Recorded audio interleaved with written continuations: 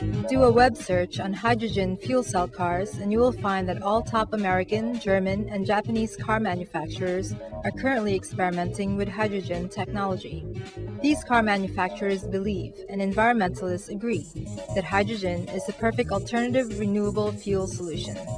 Cars fueled by hydrogen leave no trace of pollution except for a bit of clean water vapor. Could this be the perfect solution? Perhaps, but this technology will require a huge multi-billion-dollar infrastructure change to make the switch to hydrogen fueling stations. Despite several advances in technology, the reality of a hydrogen-fueled car appearing on the streets is still many decades away, or worse, may never be, due to impractical and overly complicated fuel cell car design. In the meantime, fossil fuel resources may run out within your children's lifetime. However, there is hope. There is one hydrogen-powered car in the world that doesn't need a filling station. The car you're about to see runs on tap water from your kitchen faucet. It was developed by Daniel Dingel, who invented and drove his first water-powered car over 30 years ago. This is his story.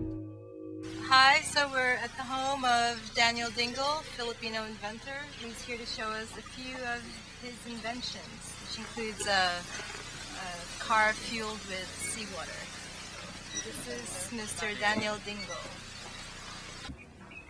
So I started this invention way back 1968. It's already about 30 years ago, and I still keep improving it because in any invention there is always room for improvement. It is very difficult to accept that there is one car invented by an ordinary person like him, now running on the road, just using water as fuel. But the principle involved is something universal. Just plain hydrolysis of water and using the hydrogen from the water molecule as a fuel. So I started with that, and then what I did is I went to see the president, former President Marcos, and then explained my invention that could help our economy. The president welcomed the idea, but the problem is there was a coup d'etat, so everything fails. And then comes another president to see the President Cory Aquino, and then as a matter of fact, he ride with the car with me. He was with me in the car, testing the car. And he said that this is the miracle I have been waiting for. But sad to say that after 2 weeks, I was able to know that the government is not in the position to help. It's not only a matter of scientific problem that we are confronted with. In fact, the issue becomes more political than anything else.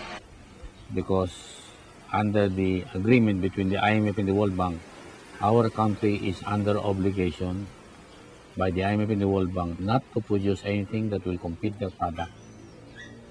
And then, so the 40% oil tax, there will be no more revenue for the government. But I told him that, sir, it will prolong the life of the people because there will be no more pollution. So I keep working on it and then improving my invention, maybe thinking that one day, someday, maybe this invention will be used and it will help humanity. Now we go to the car.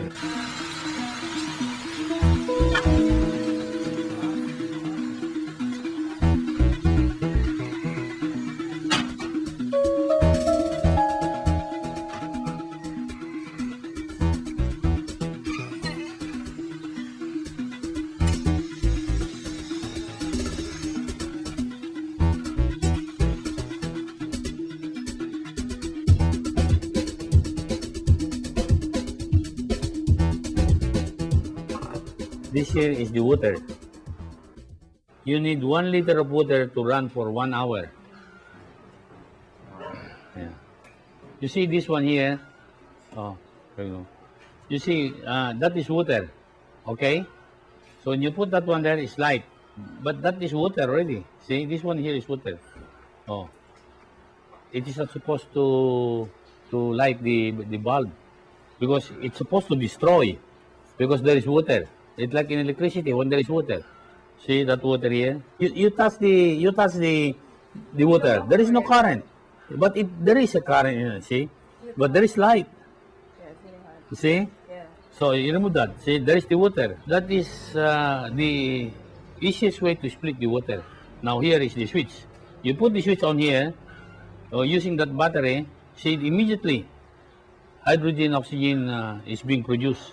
Oh. See, then the big balls there goes in here. It goes to the here, and then it goes direct to the combustion chamber. But there is a regulator here which regulates the hydrogen that is needed in the engine. See, and then the oxygen goes here. So what when you start the engine, you remove this, the engine stops. Okay, now then now I'll show you. You remove the battery, so you see the battery. That using only one battery. All right, I'll put the switch on. See? No lights without battery. Then you put the battery. Oh, you see. So there is already the splitting of hydrogen using only that small battery. I was able to split the water in very minimal current. That is the trade secret of the invention. You start the engine and start. See, you need about 4 to 5 turns before it runs because there is no fuel pump. It creates first hydrogen being sucked into the intake manifold. Since hydrogen is 14 times lighter than air, it goes immediately to the combustion chamber. So what you do here, you remove this one here. This is the fuel line. You remove this, the engine stops. You smell if there is fuel. If you, It's just water. yeah, no, you smell it. If there is gasoline. Nope. Oh, Doesn't smell like anything. oh, so you start. You see, without this, it won't start. Now you put this one here. So the water runs. No, they say that maybe there is gasoline hidden there. You cannot mix hydrogen with gasoline. You cannot mix hydrogen, gasoline with water. And then you see the idling is only about 600 RPM, and it's very smooth. How long have you had this car driving this? 4 years. When I bought this 4 years ago, then I test it. After testing it, we remove the engine, dismantle the engine, get all the data before and after. So we have been working this for almost 30 years, improving it. So your other cars that run on hydrogen? This one runs on hydrogen. Yeah. You said you had other cars that run on hydrogen? Six Yeah. other cars? Mm-hmm. All of them? Yeah, it's in the farm. Yeah. Yeah, we have a farm. What's the oldest car that you've had running on hydrogen? No, we started from Chevrolet, then Buick, Pontiac, and then up to Mitsubishi, and then Toyota. So Yeah. how many years ago was the earliest car driving on hydrogen? How long? Yung pinakauna. Pinakauna, long time ago, 1969. We are already transforming it into H2O. So we got 100 of these already working in my farm. We plan to modify it to water, and then give it all to all countries who are interested to use it. So what they do, they run the engine, then they copy what is inside, then they can build it, they can modify it and improve it. And then we'll have a joint partnership. That is my idea. The world will have something to say about the Filipinos having had a very significant contribution for the progress of mankind and for protecting the environment especially.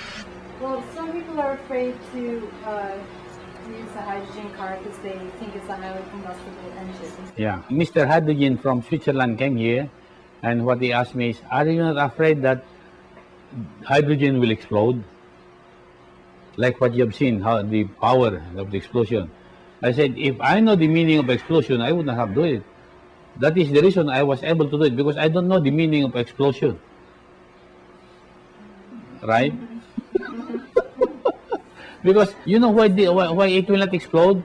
Because another invention that I made, you fill this aluminum right into your tank, and then you get a fire, a torch.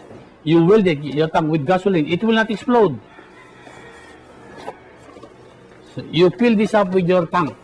It will not explode. It will just, the flame will just be there. No explosion. This happens to my car. The car was tested by the German people. They came here, they had it tested, and then they make some proposals, but I didn't like the proposal. It is a one-sided proposal. Few, maybe about 10 big corporations from Japan came here. Then they have test the car. But the way I look at it, they want to steal the technology of the invention because the invention is so big that no person would like to share. So what I want is put up the income or what I want to share is that I can get from all these inventions that will be produced by any other investors or interested investors. Put up a foundation for the Filipino people. That is my dream. Not directly to the government, but directly to the people. Hoping that maybe with the blessings of the good Lord, I can accomplish it if I still live. So I know that it's not so far away, but maybe it's just around the corner because the invention is there and it works.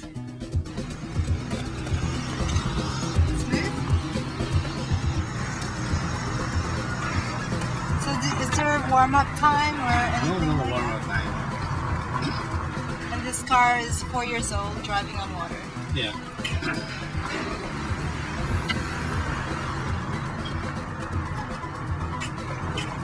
What's the click sound? Is that something with the engine? Yeah, no, that is something to do with the production of more current, more electricity. When you're on the highway, you see the power. Yeah. And how much water is that? That's about 7 liters. And it's seawater, not mineral water, or No, so much the better if it is ordinary water. Like, let's say, tap water. the higher the salt content, the better, or? Yeah, the higher the salt, the better. Like producing heavy water from salt water, which is, deuterium. So the Mississippi River would be too much for the foodborne use. As you burn it, it goes into the atmosphere, converted back into water vapor, hydrogen, and oxygen. But under vapor, then the clouds will form, then they condense, come back to earth again.